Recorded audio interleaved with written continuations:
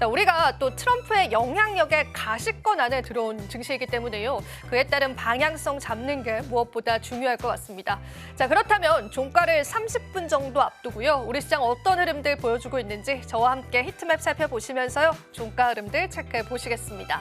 시초가와의 변동성 그리고 또 다른 전환점들이 있을지가 궁금해지는 시장입니다. 자, 오늘 의외로 하이닉스와 삼성전자가 강한 모습을 보여주고 있는데 SK하이닉스는 실적 발표를 앞두고 좋은 호실적에 관한 이야기들도 시장에 나오고 있습니다. 삼성전자 같은 경우에는 약보합 상승하지만 수급적으로는 외국인 매수세가 현재는 집계되고 있고요. 장 마감 이후의 상황들 체크해 보시면 좋겠습니다. 자, 오늘 앞서 말씀드린 것처럼 2차 전지 관련주들이 대부분 좋지 않습니다. LG 에너지 솔루션과 삼성 SDI도 하락하지만 여기서 중요한 포인트는 LG 에너지 솔루션은 장 초반 대비해서는 하락폭이 조금은 줄어들었다는 거고요. 일부에서는 저가 매수세한 유입이 살짝은 포착되고 있다고 보시면 되겠습니다. 에코프로비엠과 포스코 퓨처엠과 같은 소재 관련주들은 더 큰 낙폭세를 시현하고 있습니다. 현재는 8% 그리고 9% 넘게 하락하는 모습까지도 확인되고 있는 시점입니다. 자, 오늘도 강한 섹터는요. 역시나 재건 테마들과 또 조선 테마들일 텐데요. 우선은 HD 현대중공업과 하나 에어로스페이스와 같은 우주항공 관련주들도 오늘 시장에서 상승합니다. 그렇다고 그 탄력세가 그렇게 강하다라고 보기에는 조금 애매한 부분들이 있습니다. 그 부분에 따른 시장 방향성들 잡아보셔야겠고요. 오늘 두산 같은 경우에도 4.5% 상승하고요. 금융주들도 나쁘진 않지만 보험주들이 하락하는 모습까지도 확인되고 있습니다. 자, 그리고 제약바이오주들도 선별적인 흐름들 보여주고 있고요. 오늘 시장에서 셀트리온은 마이너스 0.4%가량 하락합니다. 다만 HLB가 3%가량 상승하면서 전반적인 그룹주들의 좋은 이야기들도 오늘 시장에서는 나와주고 있습니다. 고려 아연에 관한 이야기들 오늘 또 속보로 나왔었는데요. 현재 고려 아연의 현재 주가 흐름 같은 경우에는 3%가량 하락하는 모습까지도 여러분들 확인해 보실 수 있을 것 같습니다. 네, 대표님, 저희 시황을 좀 체크를 해보면서요. 방금 들어온 속보죠. 고려 아연에 관한 코멘트도 좀 부탁드려봐도 될까요? 네네. 우선 오늘 시장 전체적으로 코스피가 보합권에서 상승세를 좀 보이고 있고 코스닥은 하락세를 좀 유지하고 있는데 공교롭게도 상승 종목보다는 하락 종목 수가 조금 더 많다는 부분들. 이 부분은 트럼프 취임에 관련된 기대감들이 부각됐던 미국 증시와는 다소 좀 다르게 디커플링 수급을 좀 보여주고 있는데 어제부터 좀 발생됐던 부분들은 단순한 기대감보다는 정책이 현실화됨에 따른 우려감들이 일부 좀 반영이 좀 되지 않겠나라는 의견들이 좀 있었고 제가 개장 방송에서도 좀 강조드렸던 포인트인데 최근에 2차 전지 섹터를 좀 중심으로 한 기대감들이 반영이 됐고 캐즘 구간이 완화될 수 있는 2025년도에 관련된 기대감들은 좋지만 정책이 현실화되는 그런 구간들은 일부 노이즈가 좀 발생될 수 있기 때문에 보수적으로 좀 대응을 해야 된다라고 좀 강조를 드린 바 있어요. 이런 부분들이 오히려 이 전기차 보조금에 관련된 축소 우려감들 그리고 여기 대해서 2030년까지 전기차에 관련된 의무 전환에 관련된 규제를 취소했다는 부분들은 오히려 관련된 업황의 리스크 요인으로 좀 더 다시 한번 좀 부각이 되면서 어제 상승세를 좀 되돌리는 그런 흐름으로 좀 이어지지 않았나라고 좀 볼 수 있겠고 파리 기후협정을 좀 탈퇴를 했습니다. 이 부분은 어느 정도 예상됐던 부분들이기 때문에 바이든 행정부가 좀 추진했던 그린 뉴딜 정책의 변화가 이제 시작됐다라는 것들은 좀 우리가 주의를 좀 해봐야 될 것 같고 이에 따른 파급되는 영향들은 세부적인 어떤 내용들이 구체화되는 구간에 한 번 더 영향을 좀 받을 수는 있겠지만 대체적으로 저는 좀 평가해 볼 수 있는 게 차라리 행정명령이 확정되고 정책이 현실화가 됐다는 것은 이미 리스크가 해소됐다는 관점에서도 볼 수 있는 부분이에요. 이미 매를 맞았기 때문에 오히려 향후에는 기대할 수 있는 요인들, 오히려 개선 기대감, 완화 기대감들 관점에서 수급이 전환될 수 있는 그런 긍정적인 측면들을 좀 고려해 본다면 오늘 2차 전지 섹터가 오히려 장중에 낙폭을 일부 좀 축소했던 그런 부분들이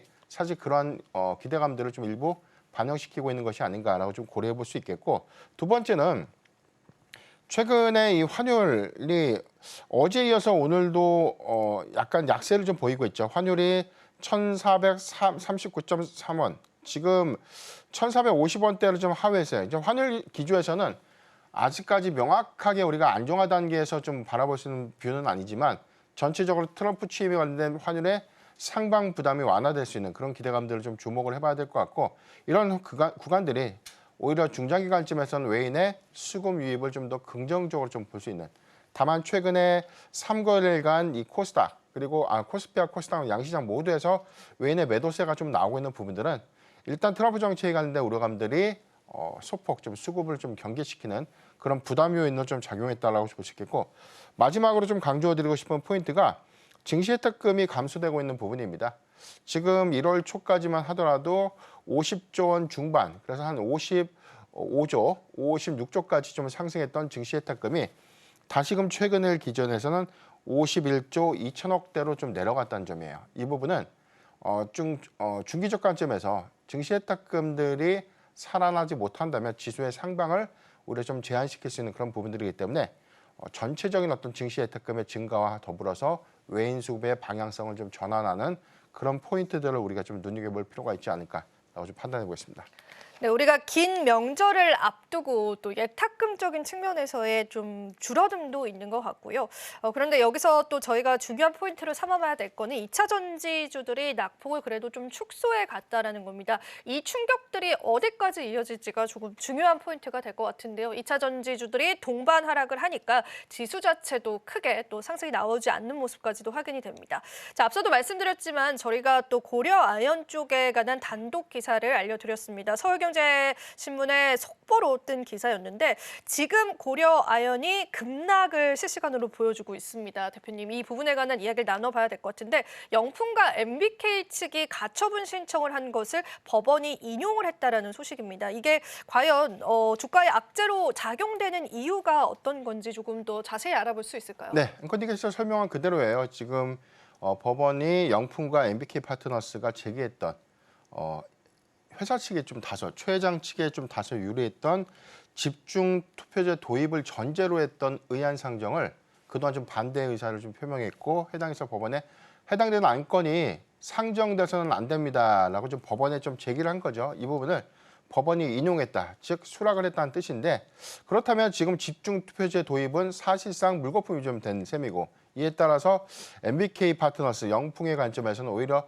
해당되는 리스크 요인들이 지금 집중 투표제로 해서 오히려 의결권이 좀 더 적더라도 최 회장 측이 유리하게 이사를 추가적으로 좀 선임할 수 있는 그런 기회가 조금 위축됐던 그런 부분들이 약간의 리스크 요인으로 좀 작용하지 않았나라고 볼 수 있는데 일단 시장의 어떤 표심들은 그 이전까지와 관련된 주가 상승 기대감들은 영풍 그리고 MBK 파트너스가 장내 지분 매수 내지는 공개 매수를 통해서 오히려 경영권이라는 이 확보에 굉장히 좀 많은 좀 공을 들인 그런 기대감들이 좀 반영이 됐다가 이후에 사실상 기준일이 확정되고 이제부터 중요한 건 장내 매수가 아니라 의결권 확보가 좀 된 셈이기 때문에 그런 기대 요인들이 좀 사라지면서 주가가 다시금 100만 원대를 좀 이탈하면서 77만 원대까지 좀 내려온 그런 배경이다라고 좀 이해를 하시면 좋을 것 같고 다만 지금 이 임시 주총에서 최연범 회장 측에서 집중 투표제가 좀 사라지게 된다면 해당되는 이사 선임에 대한 요건들이 다소 좀 불리하게 흘러갈 수 있는 어떤 정황들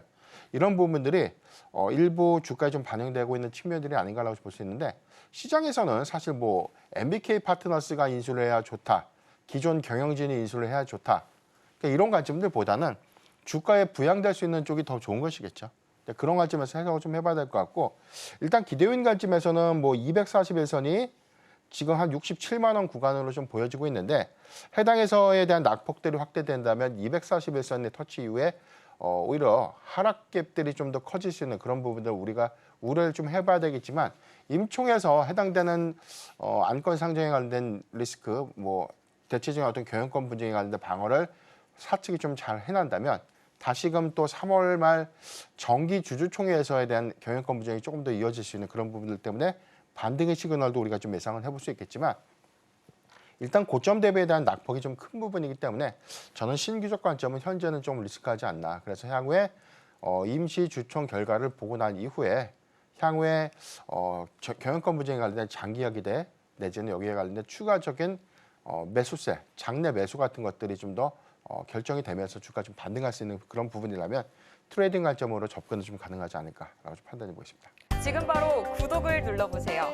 실시간 경제 뉴스, 투자 전문가들의 다양한 시황과 정확한 분석, 또 알찬 투자 정보까지 신뢰할 수 있는 저희 서울경제TV와 함께하세요.